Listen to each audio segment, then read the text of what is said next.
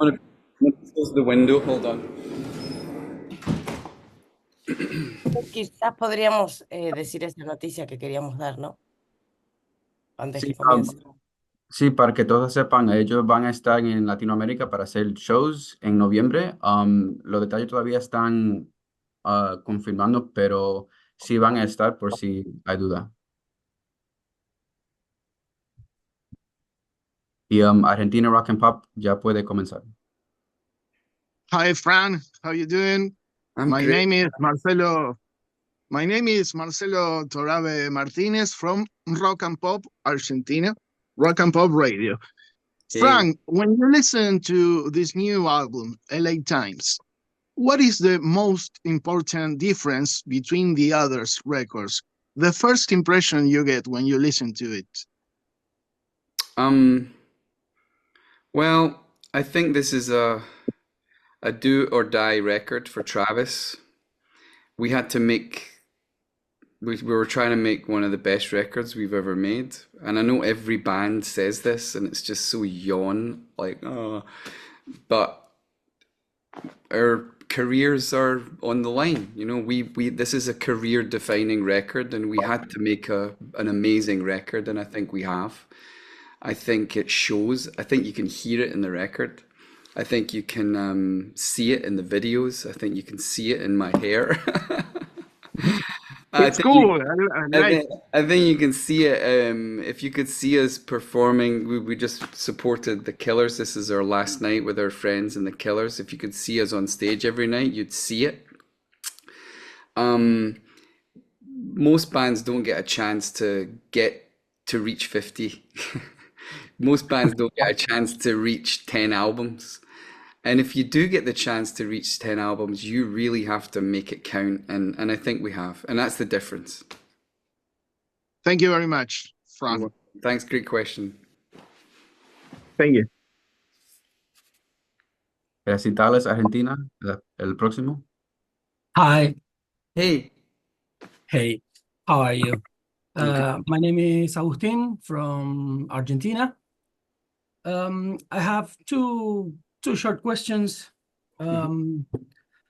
The first one is regarding this new album, the LA Times.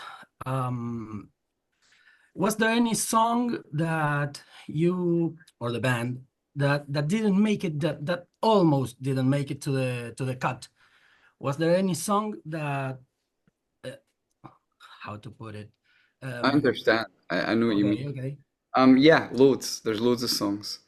They're just, it's funny. You spend 3 years digging Yeah. and making an album, writing songs is 99% digging, just manual. Everyone in this room can do it, right? You just dig and you just you go "Ba-na-na," and you try and find melodies that you've not heard before. You try and find something.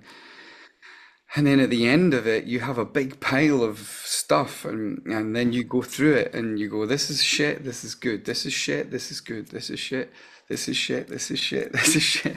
And it's usually most of it it's like I call it like mining, you know, you're mining for gold, and most of it is fool's gold.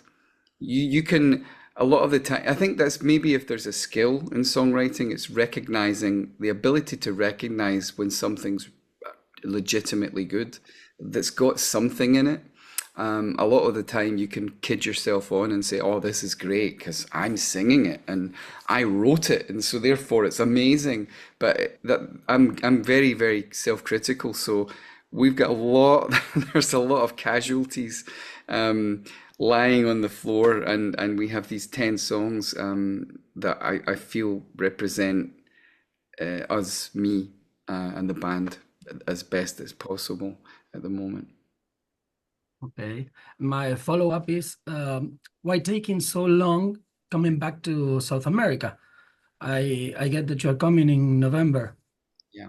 Well, we sacked our manager there. Uh, That should give you a good explanation why we're coming back to South America. But the thing is, bands don't run their business most of the time. It's these so-called adults in suits, and we've been begging our management for years to bring us back to South America. We've managed to get as far as Mexico, and we've been begging to go to Australia. We've been begging to go to India. There's a lot of places that we go to that maybe sometimes don't make financial sense for our manager because he takes a cut. And if we don't make a profit, then he doesn't. So therefore, we don't go. And we've been begging. So that's why you sack people, and we sacked him, and we're coming back. And the first thing we did was make plans to come to South America. So, I mean, we've taken our business. This is another reason why this is an important record for Travis. We've taken our destinies and our business into our own hands. We've got a great manager. Our manager's phenomenal now. Everyone on side gets the band, loves the band, and understands that sometimes you have to. Maybe it's not all about money, Maybe it's about going and saying thank you to fans who have supported you.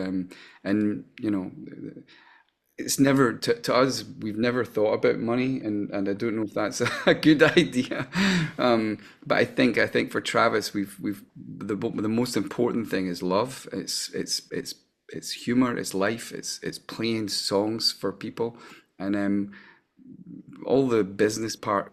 That gets sorted out down the line. We are so happy to be able to come, and it's a great question. And I wish I had your thick hair. Thanks. A lot. Look, I'm looking a bit thin. Loving the hair. Thank you. Ok, el próximo es RTN si está. Si no, vamos a seguir con FM, la estación Salta. You need to Acá la estación. La estación, perfecto. La estación. Hi, friends. Thank you for this interview. At first, congratulations for the new album and the song that we can find in Spotify. It's perfect. Oh, thanks a lot. And the second, we know that one of the surprise of this new album is the collaboration with Chris Martin and Brandon Flowers. I would like to ask you what it was like working with them. Well, I've known Chris for 20 years, 23 years. I've known Brandon for 20 years. They're old friends, and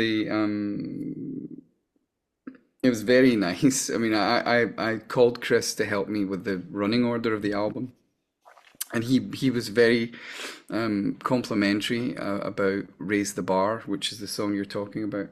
And he's kept stopping and saying, "Go back to the start. Can you play that song again?"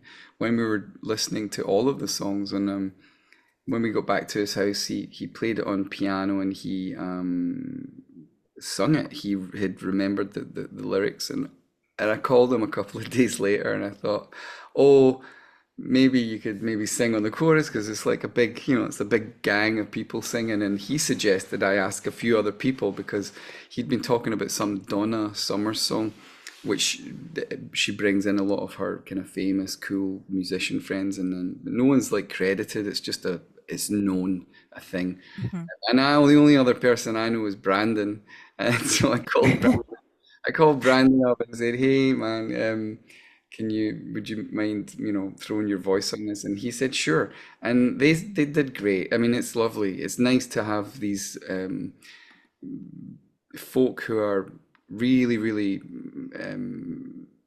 very musical and have great taste, and there's a certain a shimmer, I think you call it in English, when you shimmer. They both have a shimmer, and they've brought their shimmer to the song, and it really helps. Okay, thank you. We are waiting for you from Argentina. We can't wait. Okay, thank you. ¿Está Comunidad Fan Rosario? Sí, acá. ¿Se escucha? Sí, dale. Yeah. Hi, Fran. Nice to meet you. First of all, congratulations on the new album. It's excellent, like my partner say later. I have a more spiritual question for you, because it's been many years of work and many years of album release. And do you feel like there's a system to the creative process? There is something, or does each album require his own method? No, I think there's this. My method, like I said earlier, is digging. It's manual. There's no art involved in it. It's just grafting and grafting and grafting, digging and digging, sitting down at the piano and or the guitar and trying to find these things. On a spiritual level, I think songs we've not figured out what goes on in music yet. Why is music so special? Why do all the animals sing? Why do we all love it so much? Why do when people put headphones on people with Alzheimer's or dementia, and they're like this, when you put headphones on with music that they remember from their from their childhood, it brings them out of their kind of coma. It's music is a modern miracle. We don't know, and we don't know anything about it, but what we do know is that we can't live without it. And so, being a person who makes music, I take it very seriously. I feel that there's a healing power to music, um, and that's kind of what we're in the business of when you're in a band. So to get 10 songs together, to be able to go out and see in real time. Like last night, I had one of the guys in the Killers came up to me and stopped me, and he was telling me that his mother had passed away in 2016. And one of the songs we played last night, I'd asked the audience to do something to bring the people who maybe were not here any longer into the room with them and to think of them while we were playing a song. And he was in tears, and that's the power of music. And it's like, it's not about me, it's about something bigger. It pulls us together, and I don't think there's anything like music. So I'm really happy to be able to do it. I take it very seriously, and I really, really try and make sure that we do the best job possible. Very, very beautiful work and a very beautiful words. And don't worry about growing older. You age like fine wine, so even the red in the hair. So thank you very much, and excited for tomorrow. Thanks. Very excited. Thank you, thank you. Ok, el próximo si está lugar con parlantes. Sí, acá estoy. And then after this one, we're going to move to Brazil, keeping track. Yeah. Okay, hey, Fran, this is Fabiana from Lugar con Parlantes in Argentina. How are you? Thank you for your time. Thank you for being here. I was going to ask you about the recording process, and everybody has asked you already about that.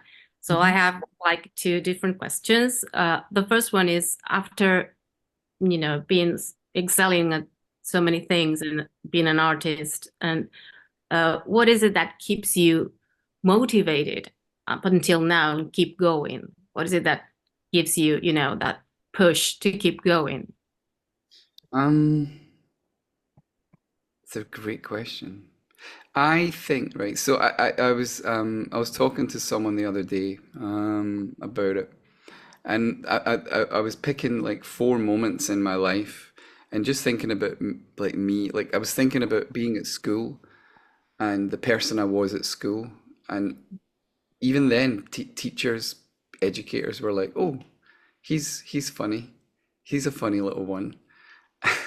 And they got me to sing in front of the school, and then I was like, "Oh, I can sing," and I won a prize. This is when I was 6, and then I'm 12. Then suddenly I'm 12 years old, and then I stopped singing, and then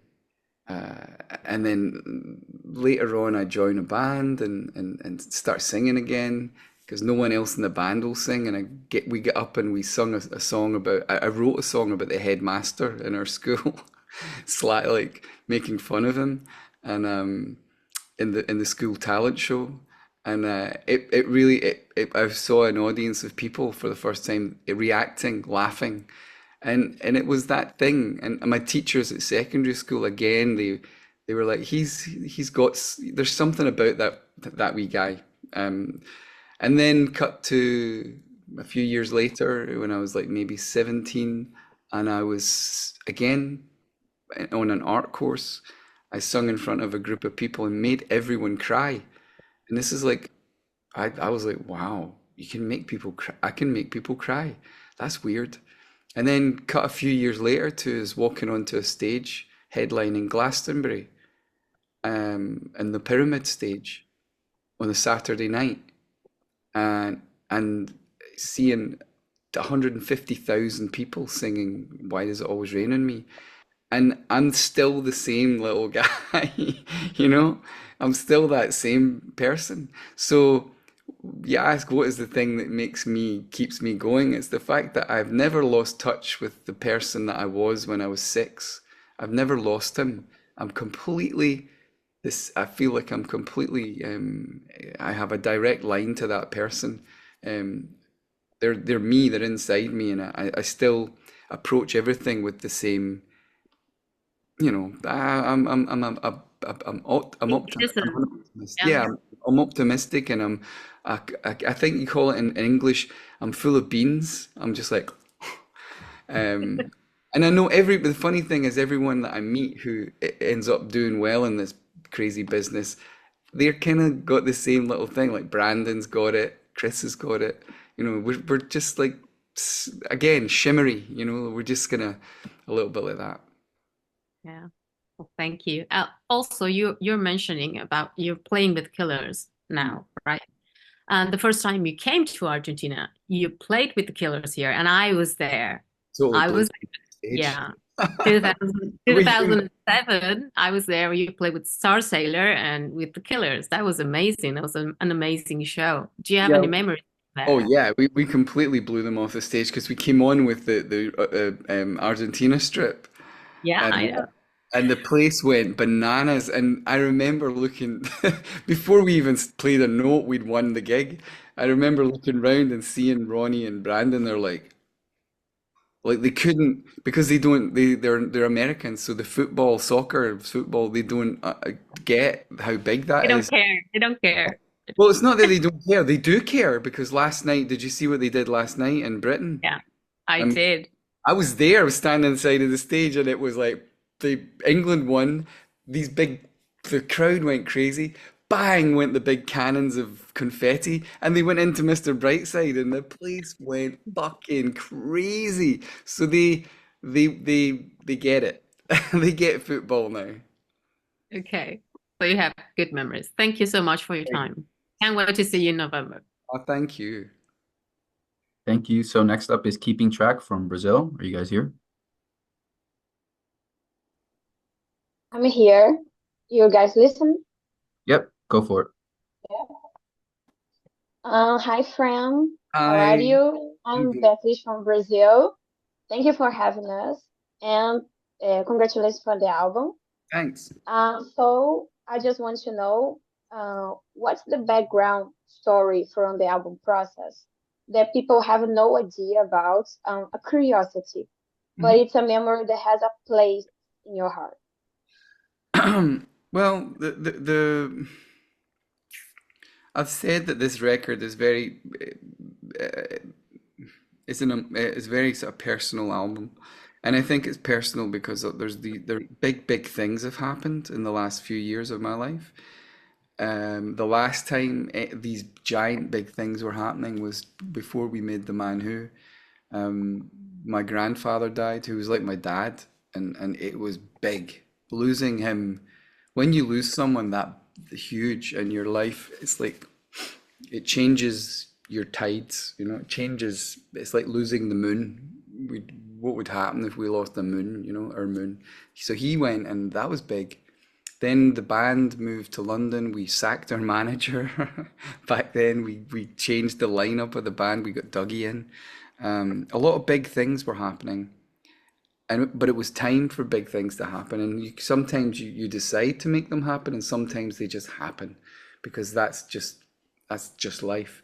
And this time around, Nora and I, we separated, which was really hard, for everyone concerned. But we're through it now. It's great. And we're still mum and dad to Clay, and everything's cool. I lost my friend Ringen, who was a very dear friend, and that really was a shock to not just me, but to all of the friends around this one guy. He was 50 years old, and he should not have died. We sacked our manager, as you know. We got our band back, we got our mojo back, and we're still around. So these are big giant things, and I think it's like you're soaked in it. You're soaked in this. It's like all the stuff that's going on. It's like a big bucket of stuff, and you're soaked in it. And whatever is going on in the last few years is in all these songs. Is in all the performances of these songs. And I get it's weird that you get this really lovely feeling of absolute freedom to feel like, oh, sometimes I feel like I can't do something. I think we all feel like that. Like, oh, no, it's too big, or it's too high to climb, or I don't know if I can do that, and you stop yourself. But I don't know. I think when big things happen and you overcome them and you get through them, it gives you this invincible feeling that you can do anything. Like, it's great. So this is kind of where I'm at, and this is where the music's at. It's where the band is at. And but it's accidental. It's not like it's just the weather of life. You go through storms and then you come out the other side, and you're like, wow, I'm alive. I'm still here. Let's do this. So it's got all of that. I hope that answered your question. Yeah. Thank you for sharing these personal things to us. Oh, And I have just a little question. of course. What songs, the new songs, you are most excited to play on stage, on Oh, tour? I'm looking forward to playing Raise the Bar on stage. I'm looking forward to um, playing LA Times on stage, because it's a really Yeah. different, it's a spoken word song. We've been playing Gaslight, we've been playing Alive, we've been playing The River during the Killers tour. And these songs they feel like they're old songs. They feel like they're in the set. They don't feel like new songs. They feel like they've always been there. So it feels great. Um, and it's annoying. We're gonna have to decide how many songs out of this album we can play. So I think Alive, Home is a really great song to play live as well. All of them, I can't wait. We're literally like greyhounds, and we're like waiting to go out of the thing. Yeah. Thank you so much. You're welcome. Thank you. Blog and Roll, if you're there, you're next. Hey, I'm here. Hi, friend. How are you? Isabella from Blogging World, Brazil. So my first question is, do you think Glasgow and Los Angeles are similar in a way? No, you couldn't find two more dissimilar places in the world. And I'll tell you why they're different. They're different because Glasgow's a city with a centre and a metro and a transport system. Glasgow is a place where people meet and bash off each other, and that's in the streets, in the city centre, in all the nightclubs and all these places. But we've got a common place where everyone goes to meet in the centre of town. We also have a public transport system. I think that makes that's the main difference between these two places. LA doesn't have that. LA's got all these micro communities that all, but it's very segregated. It's like, you've got the white people there, black people there, Latinas over here, Ethiopians over there, homeless people over here, and everyone's in their own kind of little sector of the city, and they don't get a chance to. I was saying to someone the other day, it's like people in Los Angeles don't get a chance to rehearse being human, like like bashing off someone that you don't quite like, or meeting someone who you like on the train or on the bus or in the tube or on the street. So they're all a little bit isolated in a way, and it's no one's fault. It's just the way that city evolved as a city. completely different than New York, completely different than Buenos Aires, but it's completely different from Mexico City. There's it's a funny old place right now, LA. I mean, it's a hard city to be in. I see it a little bit like a coal miner's canary. Do you know this term? Where the coal miner would take down a canary into the coal shaft, and the canary would, if there was gas, the canary would pass away, and they would know to get out. And I see LA, and California in a sense being very much like that, where we're living in a funny old time, and global warming's there, the homelessness crisis is there. There's a lot of stuff going on there. I mean, I could go on all day about it. It's fascinating, but you could not pick two more different places. Um, when you go in Glasgow, you stand at a bus stop for 2 minutes and you are talking to someone. How you doing, son? Oh, I'm all right. What's your name? Where are you from? And you know everything about the person when you get off the bus stop. There, you know that their dog just passed away, or their husband's going in for an operation. Or, you know what I mean? And it's human, and I think, funnily enough, LA doesn't have a stage where everyone can be human on. And it's ironic that all the movies of the world get made there, and movies are these artificial worlds. They're brilliant at doing this magical thing, but when it comes to real life, they have difficulty because they don't have a center, they don't have a metro, they don't have a subway, they don't have this place where people gather. And that's not anyone's fault, you know. Mm-hmm. And I know I've been to Glasgow, and I know the people is the most valuable thing there. People are amazing. But if I could still, if the kind of the question is, what would you take from Glasgow to Los Angeles and on the other way around, and Um, why? I take my that thing I was talking about. I'm always saying hello to people, and I'm always being cheeky, and yeah, it's you just talk to people, and if you get people to talk to you, and again, it's hard, you know. It's like it's a hard place to be chatty, Mhm. you know, chit chat. There are people are like, huh, a little bit. Again, it's no people. Sorry, Los Angeles get a bad rap from everyone, and it's not no one's fault. You know, you can't. You need a place to rehearse being human.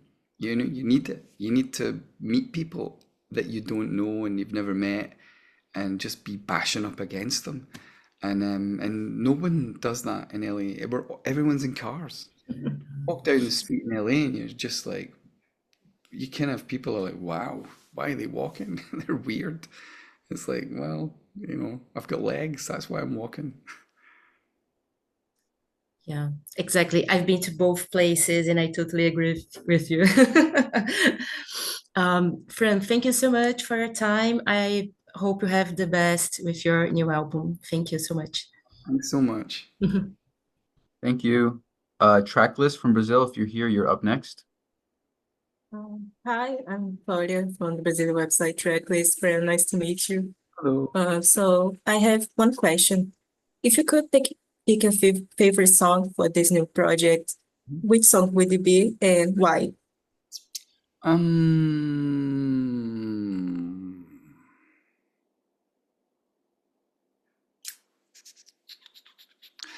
Oh, that's hard. It's really hard. It changes from day to day, but I would say, mm, I would say today. I would say it's maybe Raise the Bar. Today it's Raise the Bar. I think the song is, and I like it because it's got a story. It's about a place. It's about a bar in New York City. It's my friend's bar. It's not there anymore. And my friend Johnny is in the song, and his friend Jack is in the song, and his brother Chris is in the song. And whenever I play it to the people who know the bar, and everyone went to this bar in New York. It's a really it was a great place. Not and cool, but not cool like hey, you know, not cool like that. Cool like proper cool. Like everyone could go in, no one gave a damn who you were. It was just really a lovely bar. Anyone that knows the bar and I played the song to them, they get a little bit misty-eyed, you know, they get a bit emotional because it's not there anymore. And it was a place where everyone went and everyone had a good time at, and it's no longer there. But it's the perfect homage to the bar, and yeah. So I would say raise the bar, and of course, you know, Brandon and Chris are singing on it, which makes it special even more. Thanks so much for your time, and Thank you. congratulations on the album. Thank you. Cheers. Thank you. Radio Rock and Pop Chile, si está. Aquí estoy. Hi, Fran. Nice meeting you for Rock and Pop Chile. We would like to know, and I'm taking the Raise the Bar thing you just said. Out of the 10 songs of the album, was there a song that was particularly complex in its creation? Because like Raise the Bar is a really pop, nice sound, but when you listen carefully to it, it has lots of layers in instruments and vocals. It is a very detailed work. So this makes me think that you kind of like to work as a producer as well in the studio. So the question is, was there a song that was particularly complex to create for this album? And how much of a producer are you inside the studio? Not at all, not on this record. We were lucky enough, and the reason why I think the record's kind of stands out from the last maybe 4 or 5 records is because we got a producer for the first time. I was usually producing, so I have to like be the producer and then take the producer head off and put the singer head on, then take the singer head off and put the guitarist head on, and then I'm playing too many roles. But this time I was able to just be in the band and be the singer, and the song that is the most complex is the simplest song on the record, which is called Naked in New York City. Another song sort of set in New York, like Raise the Bar. Naked in New York City, I started writing that 27 years ago. I was in New York for one of the first times, and my friend had just shown me an open tuning on a guitar. And I wrote the first Naked in New York City, here on my own again. If you make it won't be pretty, you might not come home again. I wrote that whole bit, just like a verse, and then I couldn't get into the next bit of the song. I was like, where does this go?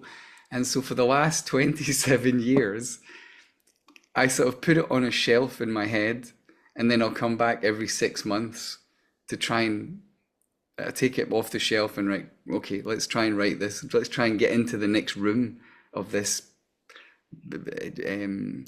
this song. It's like you have to, it's so funny. This is how it feels. This is how it feels.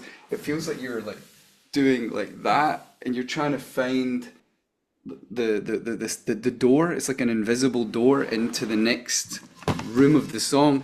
And then I couldn't do it, so I put it back on the shelf, and then 6 months later, I'd bring it down and try again, and I've never been able to finish that song. And I've been trying for 27 years, and then and this is like 1997. It was written, and we were in the studio, and Dougie had heard this little demo I'd done, and he's like, "Please, can we try and do this song? Can you please try and finish it?" And I think maybe the pressure of the moment.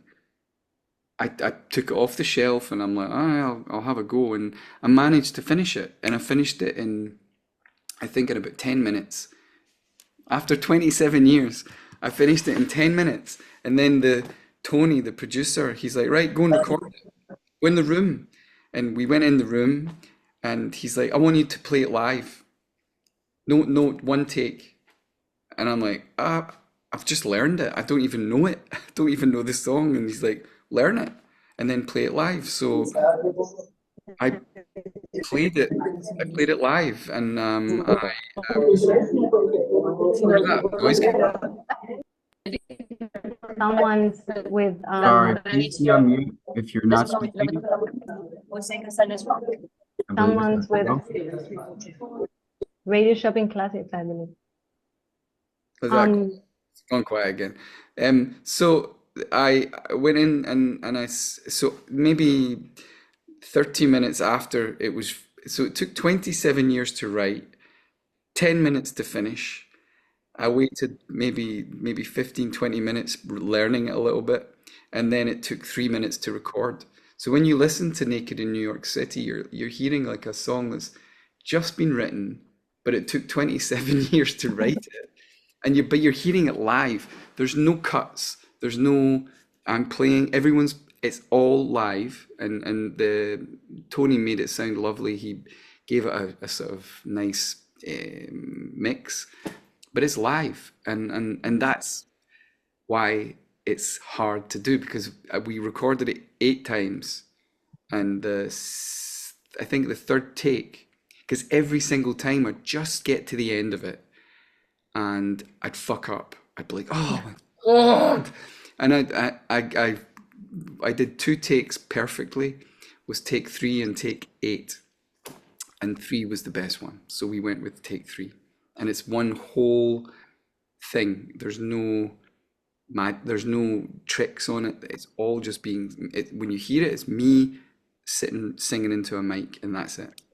It's Great. really good. You did it, like all rock and roll classic band, all in one take. Yeah. You should be able to do it. You know, that's what every band should be able to do. And I mean, I'm happy we did it. Great. My second question, after what you said about music in a spiritual level, would you live this musician life all over again? And also, do you believe in reincarnation? I'm asking this because of Live It All Again, the song, but also because of the questions and answers you give in Alive, and also about the process you personally lived before this record with the losses you told us. I think I don't believe in reincarnation, but I do believe that everyone is. I think that life exists, right? Do you know like bumper cars? Uh-huh. When you go on these bumper cars in the fairground, a carnival, and but they're powered by a thing that goes up, and on the top there's like on the roof there's this electric grid of like, and the top touches it, and it makes the car move, yeah. Mm-hmm. And I think, and to me, this thing on the top, this is life, right? It's and a tree clips onto that. We clip onto that. A cat clips on anything that's alive, clips onto life. Life is life, and we clip on, and then when we at the end of our lives, we maybe don't clip on anymore, and we disappear. But life continues, and I really feel so strongly that everything, like, we are all connected.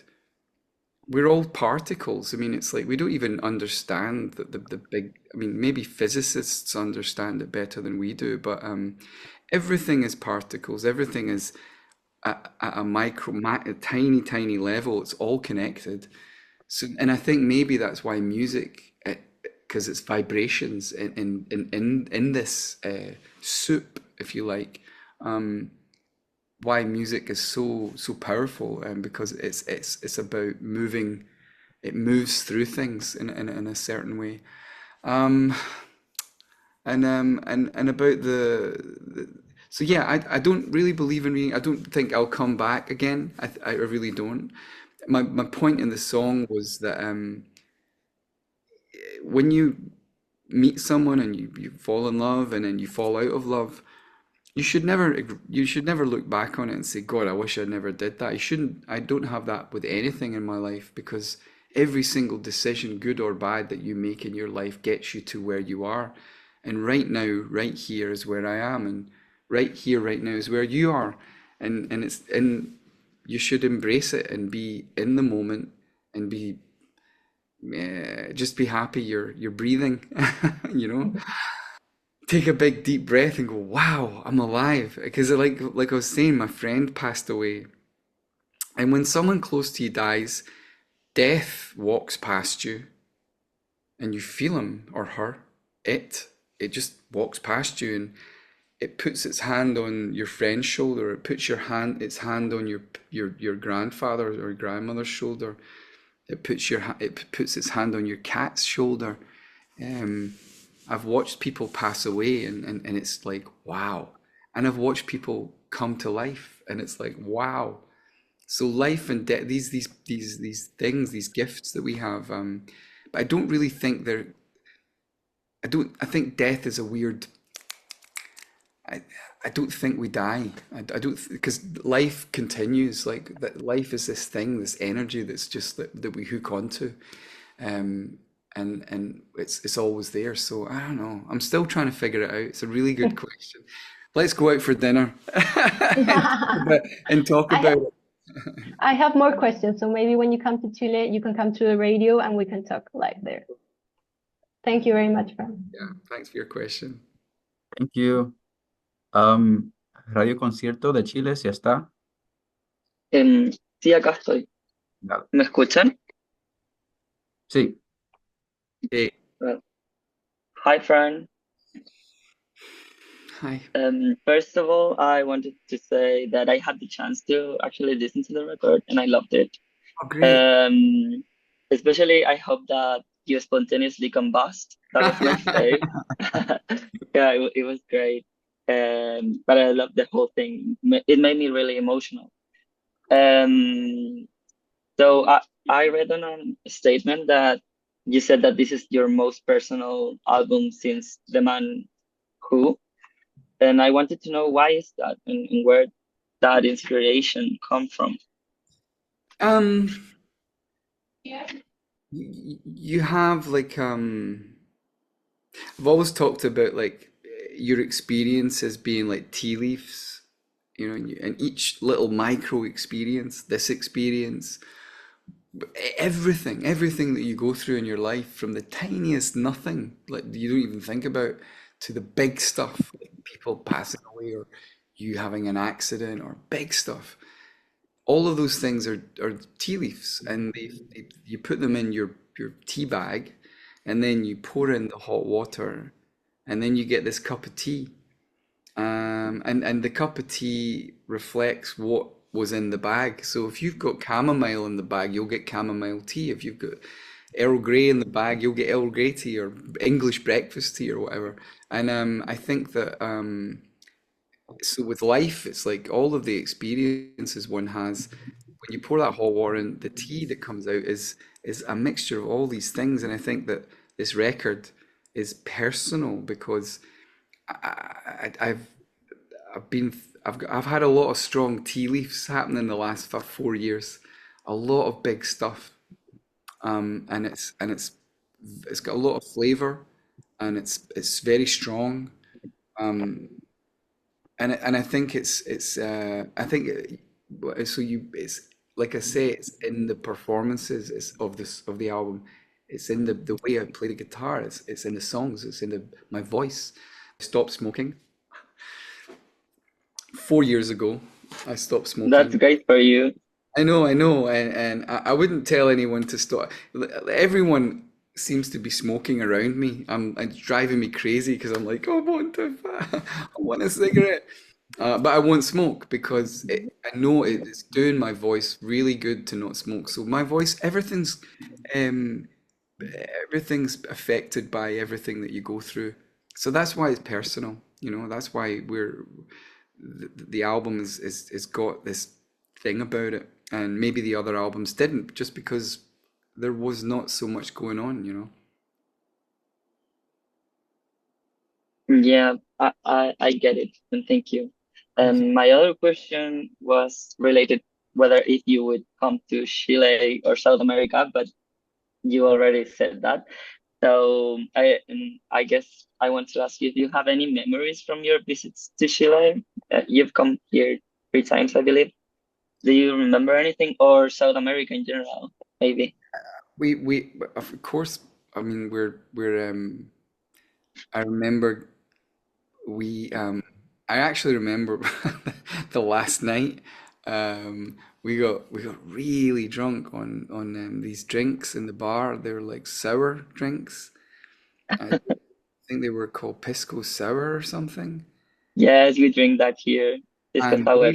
they were like, and I was just like, whoa, this is nice. This is like drinking juice. And then then I woke up and I was like, what happened? And I remember driving to the airport with a really like still being quite drunk the next day. So I've learned my lesson. I won't go near those again. But that's what I remember. But we had a lot of fun. You know, it's I think the Latin American countries and Scotland we have there's a certain similarity in passion and the certain similarity in having the a sense of fun and wanting to have a good time. And I think when you have a band that's like this and an audiences that are the same, you have very special shows and we had some great shows there. I we really can't wait to come back. Like I said earlier on, I mean it's been too long, so sorry it's been too long, but we'll definitely try and make up for it. Thank you so much. I'm looking forward to your visit. Thank you. Ok, el próximo es iRock Porto de Chile. ¿Sí está? Hello, yes, I'm here. Hi. Hi, Fran. Thank you, Kevin. Hi, Fran. Nice to meet you. Well, nice to meet you through this panel. Well, first of all, thank you so much for releasing a new record. It's always nice to have new music, especially during these crazy times.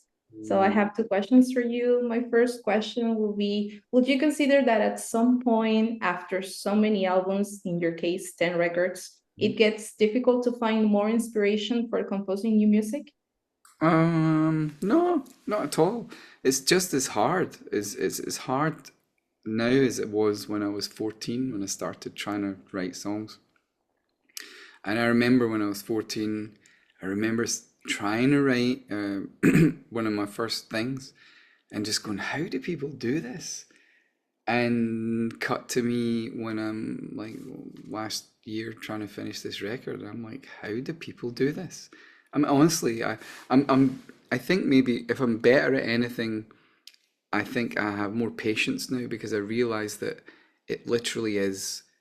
It's like playing darts, but with a blindfold. You know, you put the blindfold on and you go one. You throw the three darts, and then you take the blindfold off, and you're like, oh, it's nothing. But sometimes you throw, and you get like 180. You know, you get the top score, and you've had a blindfold, and that's what you're kind of. But you don't really ever know until you take the blindfold off and check it. So that's very liberating because it means that any one of us can catch a song. It's you have to be very patient and just I call it the stupid factor. You got to have you got to be a little bit dumb because you need to be dumb to actually believe that you can do it. So there's a lot of that going on. It's like dumb but smart, and it's all these weird opposing forces at work. But yeah, it's the same. It's never changed. And I guess Yeah, just to say, it's like that's what makes me go, oh well, there's loads of songs still out there that have yet to be found. And I guess that it's sometimes could be kind of difficult to renovate yourself. I mean, for example, if you look back years ago, how you look and now how you look now. And also, I mean, when it comes to write music, when you have to choose a specific topic and you have so many ideas in your mind. I don't. That's the thing. I don't have any ideas. That's the misconception. I don't have any ideas. No, but me personally, I don't go, oh, I'm going to write a song about this. What happens is you get your guitar or your piano and you start to play some chords, and then you start to do this thing with your voice, like sing over the top, and most of the time it's shit. And then suddenly something happens. And it's like, and it usually happens just when you think you're the worst songwriter in the world. You can't ever do it because your ego is destroyed and you're just like, oh my God, I can't do this. And then suddenly something happens and you're like, and your hairs on the back of your arms stand up and you're like, oh my God, that was good. What was that? And that's the point. You don't know what it is until you find it. And then you bring it out very gently and you listen to it. And then you start to sort of push and you try and explore where it's going, where it wants to take you. And then suddenly you're in you get into what I was talking about earlier on another room of the song. And then you're like, oh, it's about this. Oh, it's about this.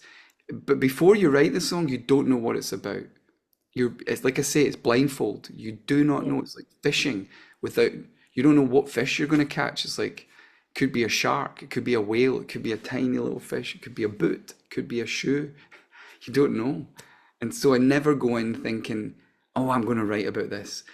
After it, I know what it's about because it's literally songs I think are like the deepest feelings that you have down in your tummy coming out finally, and just you're getting it out, and it's like therapy. It's so great, and it's why a song by someone else that I hear makes me cry. Like I was listening to "Read My Mind," the Killer song. That's a good song, yeah. That song, I don't know what it is. Makes me cry. I mean, even just thinking about it, because I relate to it, and Brandon's the same. It comes to you, it comes through you. It's mad. It's magical. Yeah, sometimes from rough times and shitty times, if we can say it, we get some amazing songs. Yeah. And when it comes to fans, you know that here in South America, we are extremely passionate when it comes to music. So you guys, after so many years, what are you expecting from fans to you? Oh, I don't ever expect anything from fans at all. We're there for you. We come there to play for you. And so you should expect everything from us. You guys just turn up and we'll do the rest. I mean, we're in this time, and I say it every night, nearly every night, to the audiences that come and see us. And the Killers know this as well, and we're very similar bands in this way. Buying a ticket for a show is it's a lot of money, It's like when I was a kid, I didn't go to shows for a long time because it was expensive. I just heard music on the radio, and then eventually I started going to see live bands, and that ticket was I saved up for that ticket. And whenever a band came to town and I went to see them and they were shit, they didn't put enough effort in, I was really upset. I was like, it's bad service, So we're there for you, and just turn up, get your ticket, and we'll do the rest. Thank you so much, Fran, and thank you so much for sharing your music for us. Oh, Thank you're you. We welcome. appreciate You're it. Thank you, Kevin. Thank you, gracias. A El ti. próximo Rock Legacy de Chile, ¿sí está? Sí, Kevin, ¿se escucha? Sí. Okay. Hi, friend. Hey, It's a pleasure, first of all. thank you. It's Oscar Vargas here from Rock Legacy website from Chile. First of all, congratulations for this new record, this new album, LA Times, and your 20 years of career. It's longer than that. Yeah. 30 years. Well, exactly 30 years in activity. Yeah. Well, with my two questions. Yeah. First, with this album, LA Times, and do you think that this represents a change or an evolution in your vision like artist compared with your begins, like Boys on Scotland back in the day? That's a good question. Like I said earlier, I feel like my ambition. I mean, when we went to London, I was so ambitious. I felt like I felt like a comet. I was so like, we're going here, we're going to do this, we're going to be, and we're going to do it. We're going to make it. We're going to just get behind and let's go. And I feel like um, definitely when our drummer broke his neck, Neil, we all stopped and we were like, whoa, this is fucking weird. This is like, this band is killing us. What? Why is that happening? It wasn't meant to be like that. And that slowed us down. And then we all went off and had kids. And now my son, he's now 18. And so it's like this big page. He's just graduated high school. It's like big blank page again. I'm like, and I don't know. The evolution is, I think my ambition has waxed and waned. And when we came to London, it was just charging and then it waned. And it was it needed to wane for survival. And then obviously, you know, being a parent, I didn't have a dad, so I was like, I need to be a dad. I need to be the dad that I never had. So my laser was like on my son, and I'm happy to say that he's turned out really, really great. Oh my God, this boy is amazing. He's a lovely guy. That's the most important thing. He's a good guy. He's a good one. And now he's done, and I feel like my ambition is like burning again. I really feel like we have like unfinished business to attend to. I go on tour with the Killers and they've like taken over the universe. Coldplay have taken over the universe. These bands that were around when we were around, they're like, they've taken over. And I'm like, I really feel like, I'm like, no, hold on a second. We're not, you can't write us off just yet. I think a lot of, when a band have a lot of success like us, and we stay together, same four people, you can't write them off. You just can't.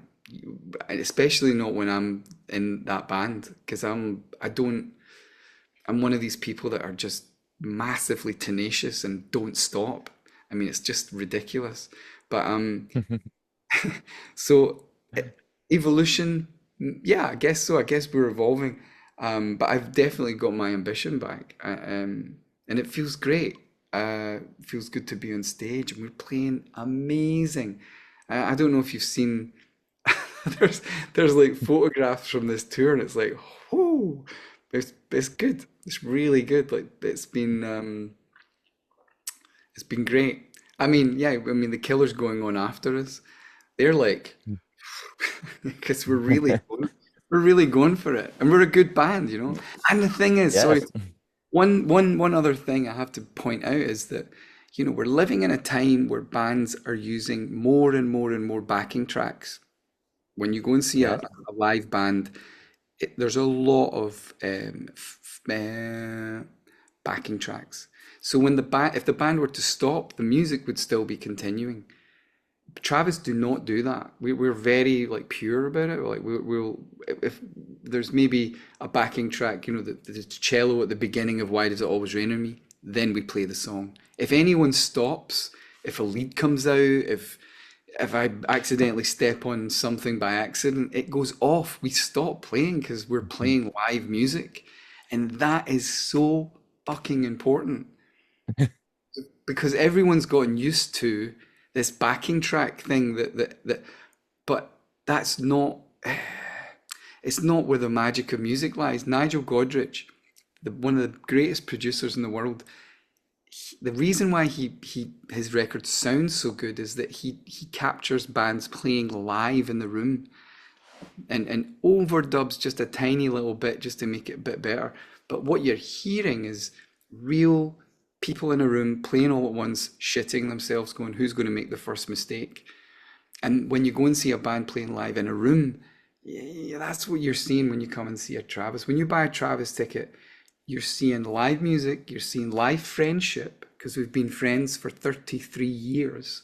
You're seeing a band who play every show like it's the last show that they're going to play, because it might be, you know. So Yes. we're in a really great space. It's put a sound like a concert, but in studio. You said that. Well, yeah. I mean, when you go into the studio, that's how you should record. But no one does it anymore. We do it. We play live. We're a Okay. live. Okay. Well, that's for keeping the same four members until this day. That's another that have another name. That's loyalty. Yeah, it's true. And I Well, think we love each other, though. I love these guys. They love me, and we're all together.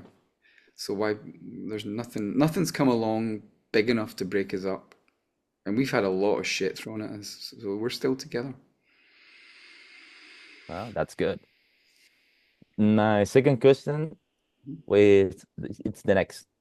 After you were sharing stage for all these years with artists like Killers that you said, King, Coldplay, all the Britpop's wave, do you have any musical challenge or goal for the next years, thinking in the band's future?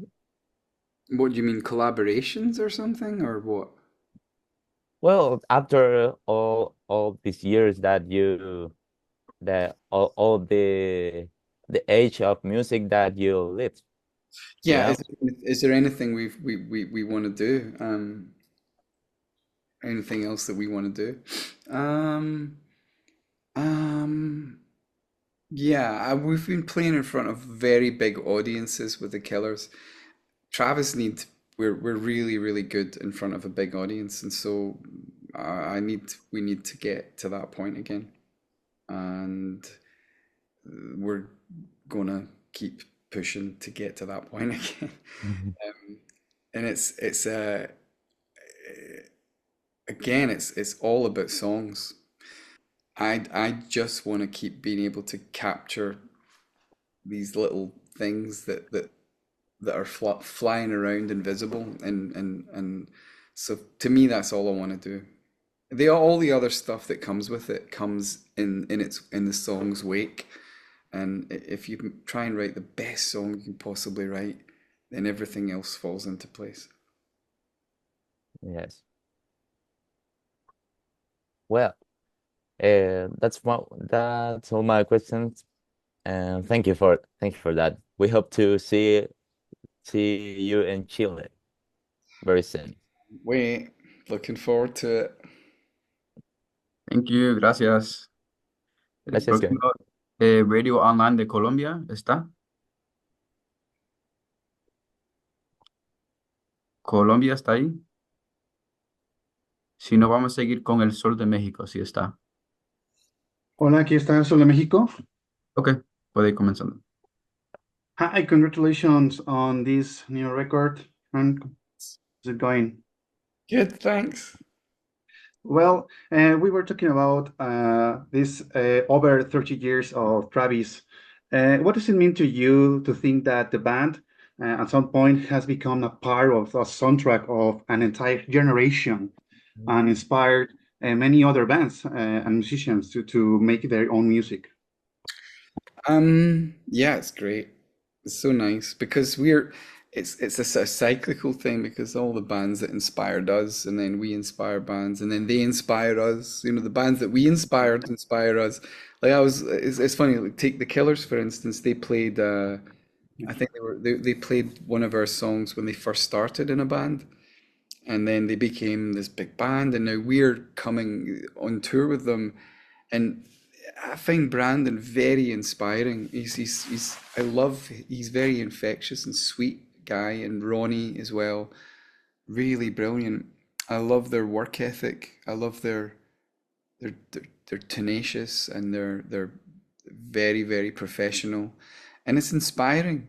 And I love their songs, and it's so therefore us inspiring them, then them inspiring us, and then us inspiring them. It's kind of they watch from the side of stage, and they're like, "Whoa, wow, they've done a good one tonight," and they go on and they play an even better one.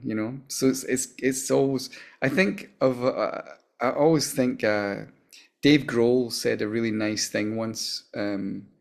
He said that we're all in the same big band. Everyone's in the same big band, and when you go on stage, it's your turn to sing the chorus. It's your turn to go up. But every artist, I feel like we are we're in one big giant group that your purpose is to heal. Your purpose is to heal people, make people feel better. Because music's one of the coolest things we've got. Yeah, it sounds great. Well, I want to know more about this new record. I saw that you share a video on your social media, actually in your X account, in which you talk about how you got inspiration for the first song of this album, Buzz. You mentioned feel the sensation of waiting a bus in your entire life. It's an amazing image in my head. So I want to know more about this topic that you touch in the song. How do you live with this? How do you believe that is part of human condition? But actually, I want to know more about other topics that you touch that you explore in this album. Okay. So the bus thing, I think everyone who's waited on buses, they know it's you sometimes you can be waiting for like a long time. And when you wait, it's about patience. And whether it's writing a song or whether it's everyone's waiting on something, and you just have to be patient. And it's hard, man. Patience is hard. But you can learn it, and you learn it in a really strange practical way by actually physically waiting on things, waiting on buses, waiting on planes, watching the tick, watching the fucking clock go. Oh God, when's the next stop coming, or when's the bus coming? So there's that. There's going right through the record, there's Raise the Bar, which is about the bar in New York. Again, I'll say again, I don't sit down and think, oh, I'm going to write a song about a bar in New York. These things they reveal themselves as the song is written. The song tells you what it is. The song Live It All Again is about me and Nora, and the second verse is about watching Clay being born and seeing him having his first breath, and then worrying about him as a parent, going, is he going to be okay? Because he had a pretty rough time around about 15 and 16. He was getting bullied at school by one of his teachers, and the school were not helping with it, and it was really rough, really for him and us, but mostly for him. So there's that. There's like, God, man, there's so many things that I've had. There's Alive on the album.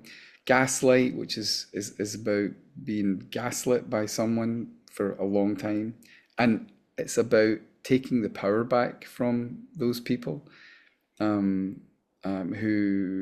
try and control you.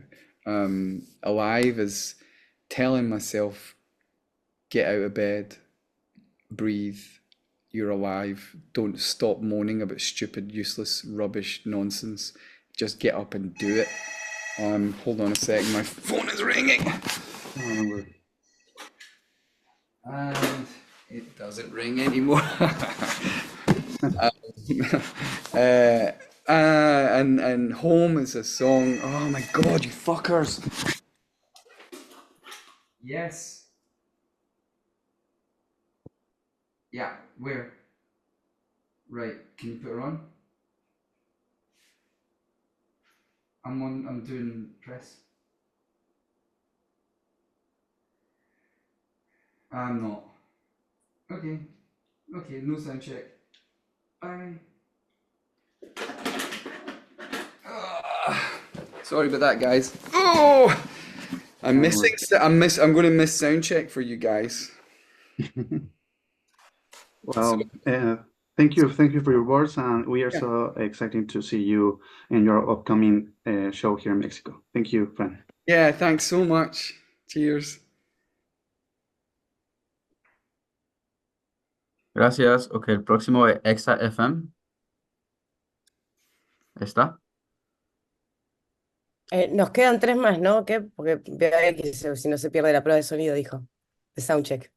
Yeah. Do you have a hard stop, friend? What's that? Do you have a hard stop? We, I don't 3 need. more to go.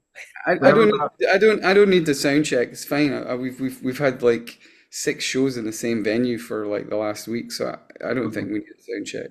We have about 4 more to go, and then there are also some extra outlets in here that want to ask questions. So if we have the time. Cool. Okay, XFM está aquí. Thank you. Okay, seguimos con Oye FM, ¿está? Aquí estamos, aquí estamos. Okay. Hey. Gracias. How are you, Fran? Nice to meet you.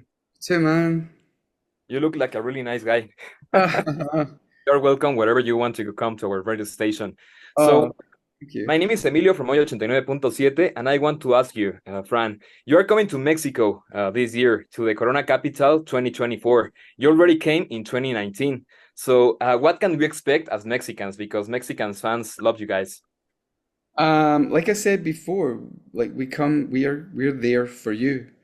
And I guess, you know, I buy a ticket to go and see a festival or whatever and see bands and whatnot.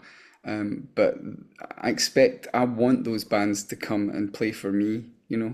So we're gonna play our socks off. When we played the last time at Corona Capital, I was very worried. I was backstage. I was hearing a lot of pop music.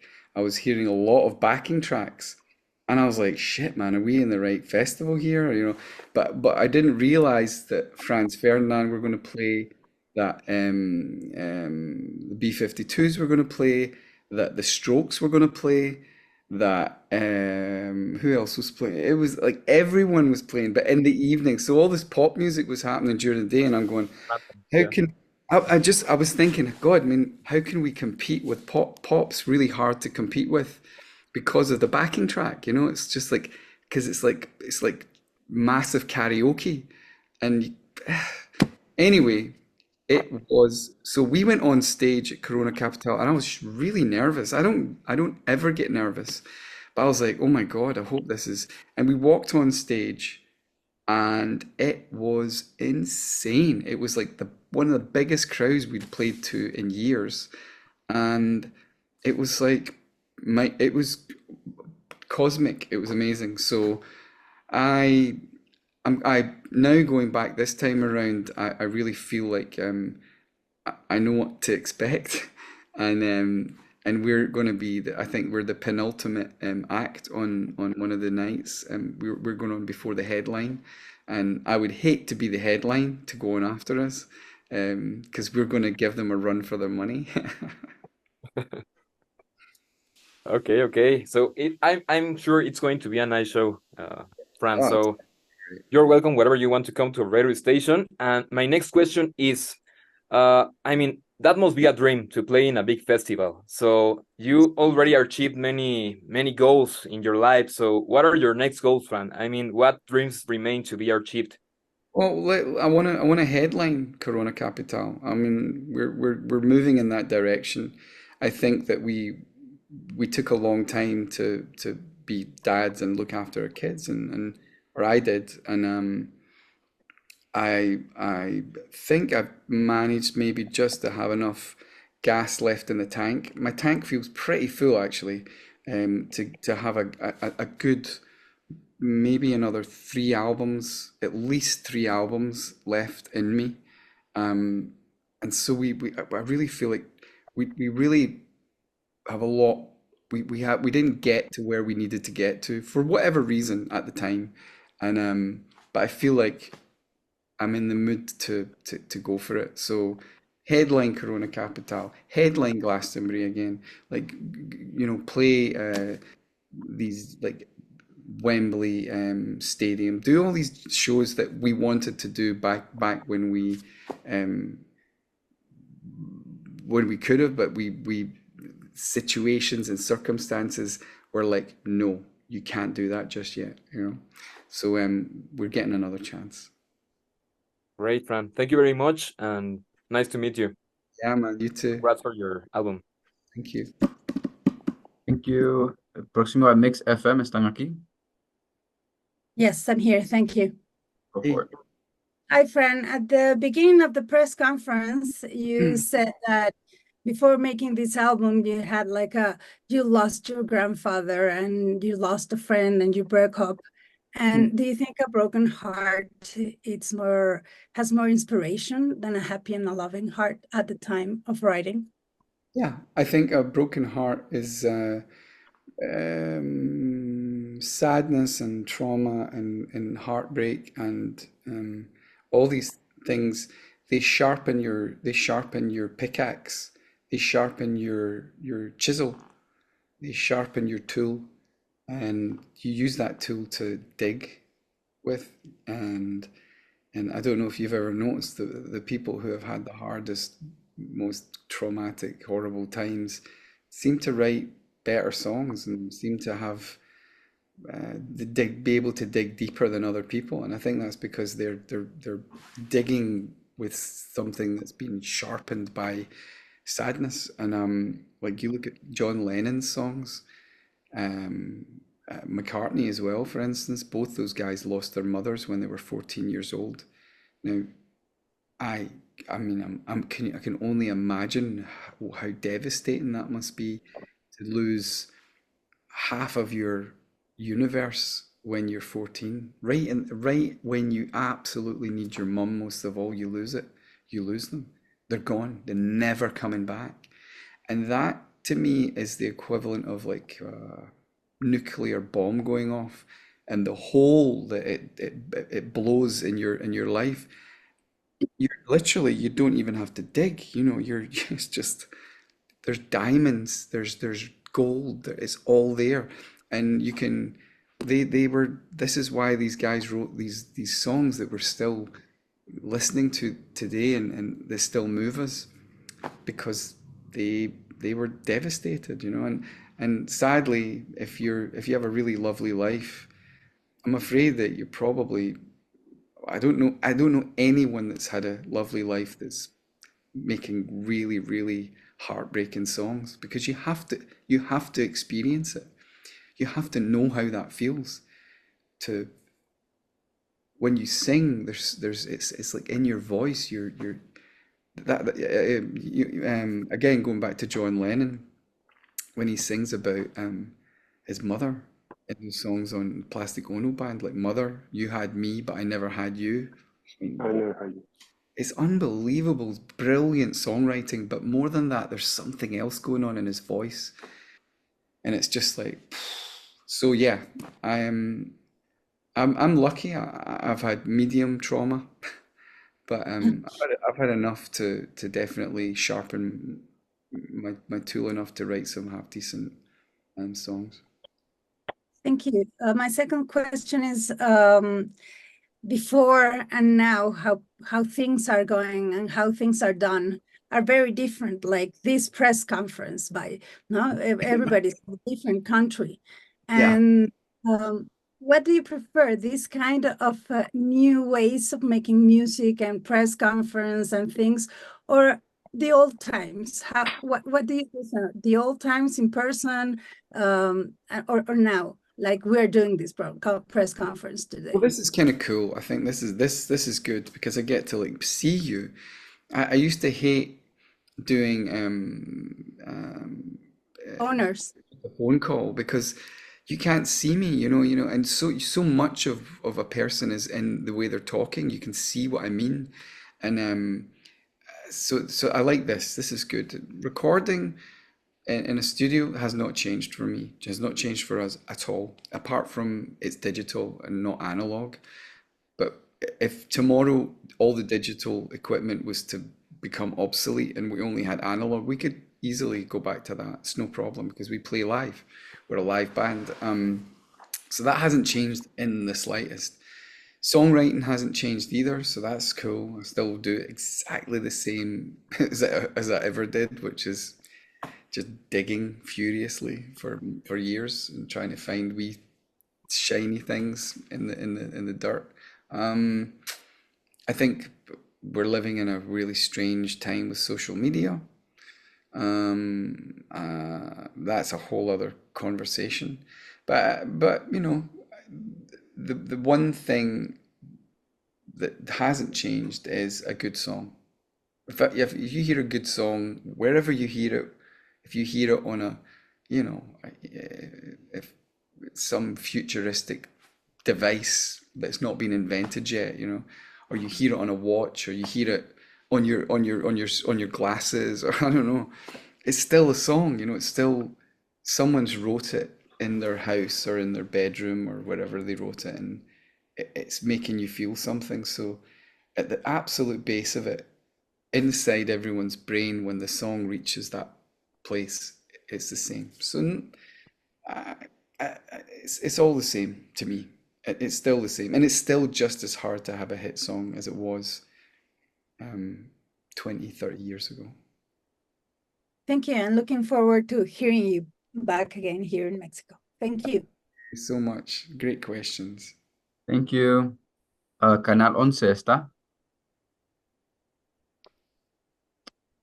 Canal 11. Okay. So we basically just have a few more extra hours. I wanted to ask some questions. Are you okay with going for another 10 or so minutes? Sure. Cool. So let's go with Stereo 100. ¿Está ahí? Yes, thank you. Thank you very much. Hi, Fran. Maybe I'm one of your oldest fans. I have the chance to put your songs in radio since The Man Who. And my question is, how do you been able to keep your sound from those years and keep changing your music and now from this new album? Oh yeah. Well, I don't know. I'm just as I don't know. Not stopping. I think a lot of people. Well, look, there was a time when I used to get a little bit worried because most people write their best songs when they're like before they're 30.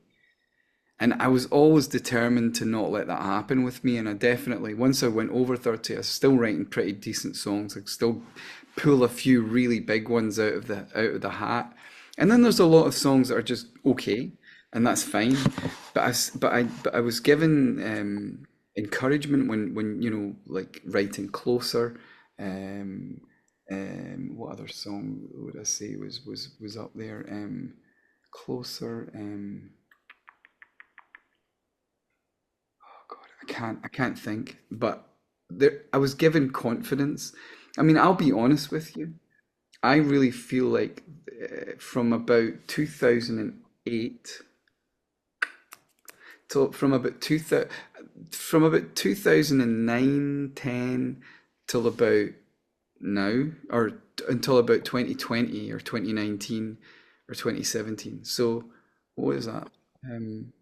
There's about an 8-year period where I I was so concentrating on being a dad that I don't think I was doing the best work, and that's the truth. I honestly, I look back on the songs and I'm like, they're okay, they're good, but they're not fucking really good. And so, but the thing was, I realized why that was. So I never really worried about it. I was like, my laser's focused on Clay, and then when eventually I can focus my laser back on the band and back on songwriting, I'm going to be able to hopefully drill again, you know. And I have. And like the last record, 10 songs, I was getting there. You know, I felt like there was a few of those songs that were really getting there. Not quite as much as I'd like them to, but it was like, you know, focusing, and it was just a little bit out of focus. And I feel on this album, I really got focus. I really finally gotten the chance to get really sharp again. And there's a good collection of songs. So I think not stopping and understanding that anyone at any age can write any song. It's just a matter of patience. So I hope that answers your question. Thank you, Fran. And 2 years ago, you came to Mexico and you gave us a beautiful concert at Olympic Bike Track. Oh, yeah. What was a wonderful day. What we can expect as fans from this new tour? You are going to be at Corona Capital, which is the largest festival in Mexico.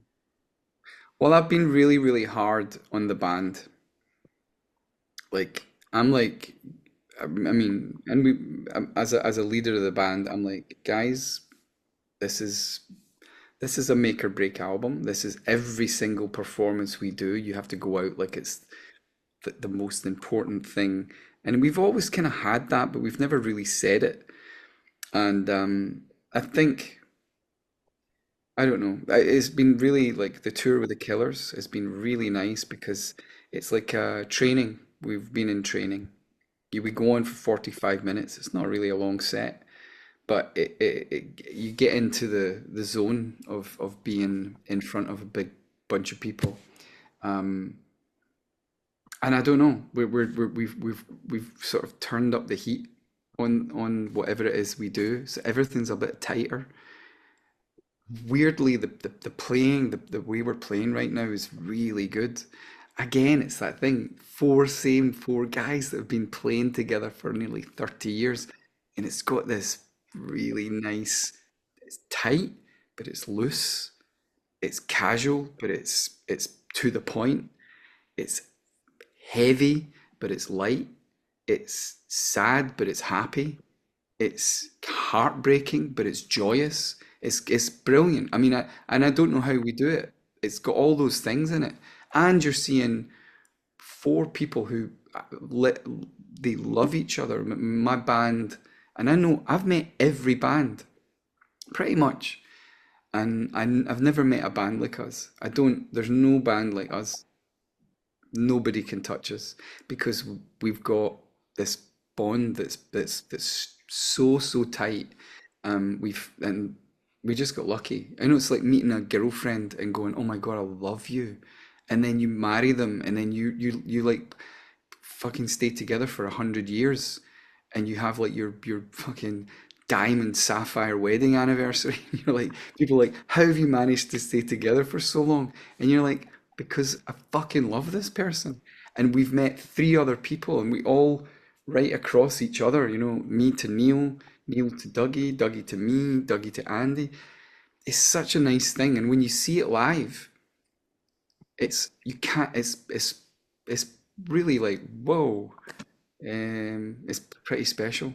And every night I go on stage and I look around in my band, and we're like, the Killer's photographer has been taking pictures of us, and every night, and I get to puts on a Google Drive, and it's great. You see the way we're looking at each other. It's like it's really charming. I mean, I'm charmed, and I'm in the band, and I'm like, I get a bit teary actually thinking about it. So yeah, we're we're we're in a great place right now.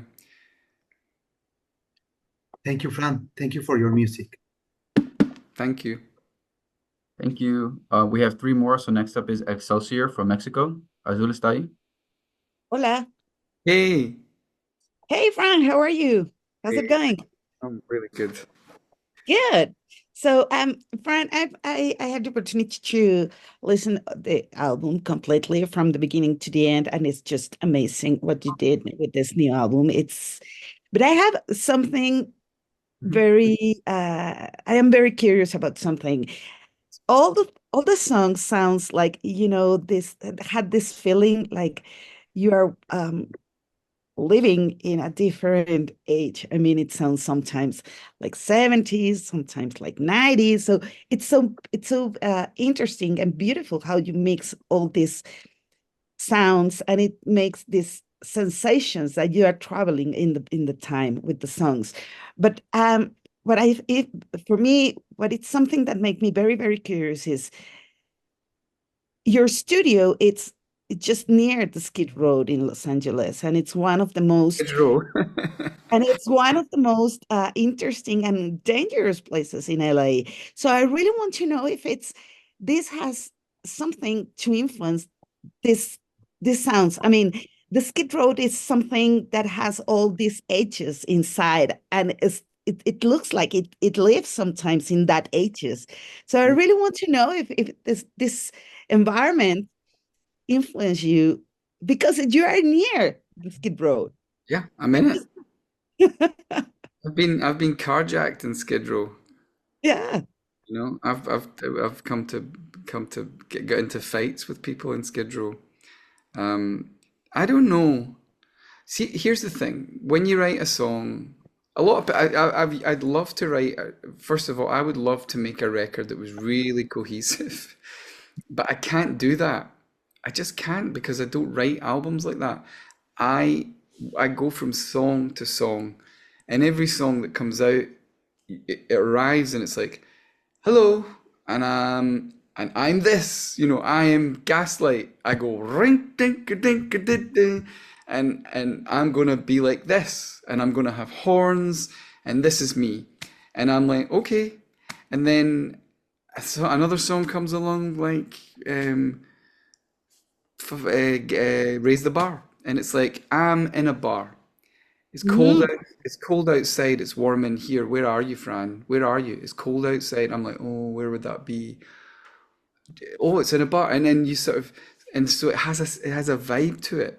And then the next one comes along, and it's like, what I'm trying to say is all these songs are like they're like babies. They come out, and all these, if I had 10 kids, none of them would be the same as each other because they'd all be different. Some would go on to be, astronauts. Some will go on and be teachers. Some might not do anything. Some, could do. It's like you can't tell what they're going to be, and I kind of like that about this record. It's quite like, it's like, it's a bit like kind of Revolver or Rubber Soul. It's like, or Abbey Road. It's got a lot of different themes going on in it, or characters. You're very, very right to pick up on that, but it's not deliberate, and I don't know why that's the case. Who knows? But it might have a little bit to do with being in Skid Row. But I think definitely living in Skid Row had a lot to do with the title track, LA Times. Because I did see a Lamborghini drive through Skid Row. I did see a guy with his hand hanging out the door, and he had like diamond ring on his finger, a big Rolex on his hand. And I'm like, and here are people like who have nothing. And not that having everything is Yeah. the be all and end all. I think it's the fact that these two worlds can be right beside each other, and one is completely ignorant of the other, going both ways. So I don't know. Who knows? I don't know. But it's a great question, and I hope I've answered it as best I can.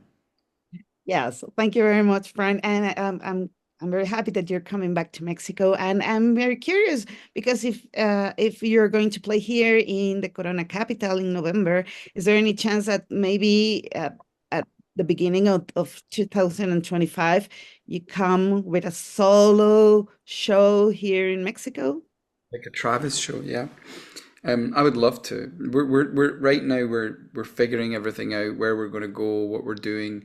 Like I say, it's a new beginning for our band.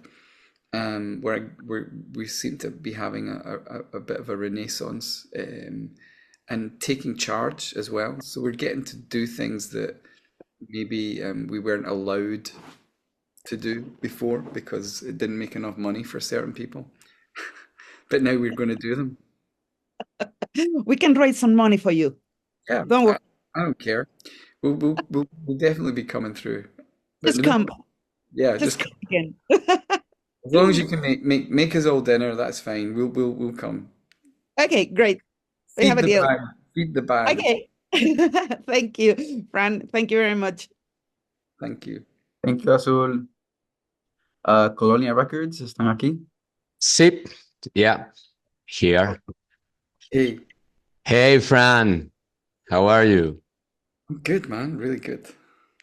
First, as a fan, thank you for the music, Fran. Thank you for transporting us to different scenarios when your music. For me, it's very exciting to be with the band that has the soundtrack of my life. Travis is a soundtrack for my every life. It's an honor. Thank you. Very much an honor. And as a journalist, how to keep that free spirit during more than 25 years of career, and how to renew in the each album, and especially in this one transcendental album as LA Times. I think that we we try, and I think maybe it has a lot to do with being from Glasgow. Yeah. I think that Scottish people, I think it's also a thing about coming from being poor. I come from poor, and I think like poor. Doesn't matter how much money you make, you never, ever, ever, ever think any other way, because you know what it's like to not be able to afford a bus fare. You know what it's like to not have food on the table. You know what it's like, and a lot of people don't know what that feels like. You know, uh, a lot of people are lucky. You know, a lot of people, and that's good. But I think I'm lucky because I had that. It's like a superpower. I know. It's like it's just something that's in you, and it's like fuel. It's and it it's hard to say. So there's that, and you find yourself like 30. I mean, like I say, we've been together for 33 years as friends now, 34, and 27 years or 28 years putting records out, and like I look at us, like I say, on these photographs that the chap, the killer's photographer, has been taken, and it's like, wow, it doesn't look like we look even. I mean, more. We're rocking out more now than um than we ever have, and I'm like, what is going on? Like, we shouldn't be. We're older. But even people coming up to me after shows and saying, "Whoa, like what's going on?" So I've got no idea. I just feel like those two things, like just being from Glasgow and being and me. The other guys had a bit more, they had stairs in their house. They had food on the table and a dad with a good job. But when you've got at least one person in the band that is blue collar or working class, it's a good thing to have, because it means that don't you look at everything like an opportunity. Everything like it's like, wow, I'm fucked, man, this is lucky. The Killers are like this. Ronnie and Brandon, they're working class boys. Their dads Yeah. their dads worked in the casinos, and they were you know they were hard working people. And I think that's why the two bands really have worked really well together, because we have this, a common background.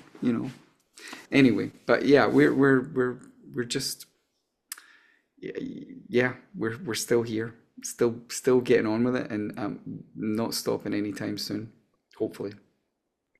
Oh, thank you. And the second question is, from your entire career, what will be the song of your life, your soundtrack? Of mine, my own song? Yeah, your song. That's a good question. I would say,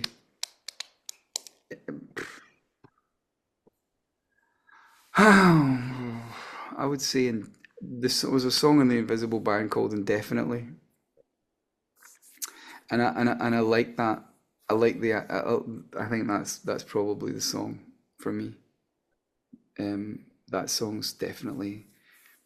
There's a line in it that says, "Time exists, but just on your wrist, so don't panic. Moments last, and lifetimes are lost in it, because there's no time to lose." And I love that line. The fact that there's no time to lose because time doesn't exist, and you've got no time to lose. So it's like every moment's fucking really important. I love that song. Again, it's like it doesn't feel like I wrote it. I'm like, how the hell did I write that? That's like, who the fuck wrote that? I was there when it was written, but just amazing. I'm literally, I'm like, wow, it's cool. Feels like someone else wrote it. Someone else did write it. It was me, but it was the other me. There's all these different versions of you, of me, and they all have a different, slightly different look or aspect on life. But that's my favorite, one of my favorite songs of hers. Thank you so much, friend. Thank you for the music. Thank you for Travis. Thank you for the albums. Thank you, thank you. We are waiting for you in Colombia. Oh, can't wait. Come to Colombia. I can't wait. I'm going to get on the phone immediately.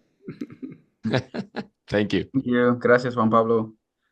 We have this last one here, and then we're gonna wrap up. Stephanie from Nacau de Música in Brazil. Hi, I'm here. Hey. Hi, friend. Hello. So most of my questions are already answered, and I have like two here that I would like to ask you. Yeah. First of all, I would like to know what was the most challenging song to write on LA Times, if there's any.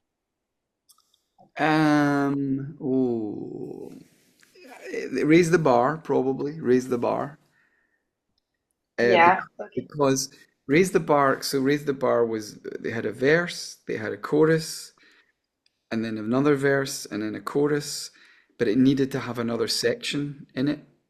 And it had to really be this, like a moment where the song sort of went up a little bit higher than even the chorus. And this is always hard when you've written a song very quickly, which it was, then you have to go back to it like a year later, having listened to it for a whole year, and then engineer a new section into it, and it be good enough to sit in the song without you noticing where it's joined. So Yeah. that was really hard, because you could write it and it might make the song shit. It might make the song not good. But I got lucky, and there was the "Here's to a new day, to hell with the past, here's to the future." I like the line "Here's to the future as long as it lasts," because It's a very nice lyric. it's a Yeah. good lyric. It's like, because we don't know, we're living in such uncertain times. It feels like that anyway. It's a weird time where everyone's kind of like, fuck. I think we'll be okay though. So that was Hopefully. the hardest bit was that little, it's called in Britain we call it a middle eight. Yeah. 8 bars of music that fit in, that are not like a chorus. They're just this other little bit. So yeah, and I love the last verse of that song, because then I had to write a last verse, and so I returned to the first verse. It's cold outside, and instead of saying "but it's warm in here," I remembered that every night in this bar they would open up the door and open up the curtain, the big heavy curtain, and this ice cold wind would blow in. So it's cold outside and the wind blows through and everyone's gone except for me and you. And then I was stuck. I was like, fuck. Johnny and Jack are sitting there. And then Johnny says, "I love you, Jack." And he loves him, and to me, that's like best friends. It's like, it's the end of the night, it's the end of the bar. It reminds me of my band, the love that boys have together. I mean, when boys love each other, it's big. It's like, I was talking to Nick Valenci from The Strokes about maybe a month ago. We ran into each other, and both bands, The Strokes and Travis, are the same lineup, and we were trying to describe to someone who's not in a band what it's like to be in a band for the same people for a long time. And I was kind of like, we decided that you're like, you're friends, but you're not really friends. It's something else. It's something a bit more intense. And you're not brothers either. It feels maybe like it could be brothers, but it's something else. It's somewhere right in between friends and brothers, and it's maybe something even higher because it feels like that. I don't know. It feels like something a little bit more special. Anyway, whatever it is, that little moment where Johnny turns to Jack, says, "I love you, Jack," and he goes, "I love you too." And there's a little, I mean, this is total train spotting part. There's a little tambourine hit that goes ting, and that's like Johnny or like kisses him on the head in the song in my thing. It's there's a scene in It's a Wonderful Life in the movie with James Stewart where Yeah. where they're where James Stewart gets married, they get married, and then the policeman and the taxi driver are outside singing a song on the honeymoon, and it's raining outside, and the guy pulls the policeman's hat up and kisses him on the head. Yeah, I remember that. That's in my mind, that bit of the song, "I love you, Jack, I love you." That's those. It's almost like those kind of characters, and he goes and gives him a kiss on the head, and there's a little ting. Listen out for it. That's a kiss on the head, and his mate's like that. Next time I listen to it, I'll remember that. And thank you. And the next question is, what was the most fun moment you had during the tour with the Colors? Oh, oh my God, there's loads of funny moments.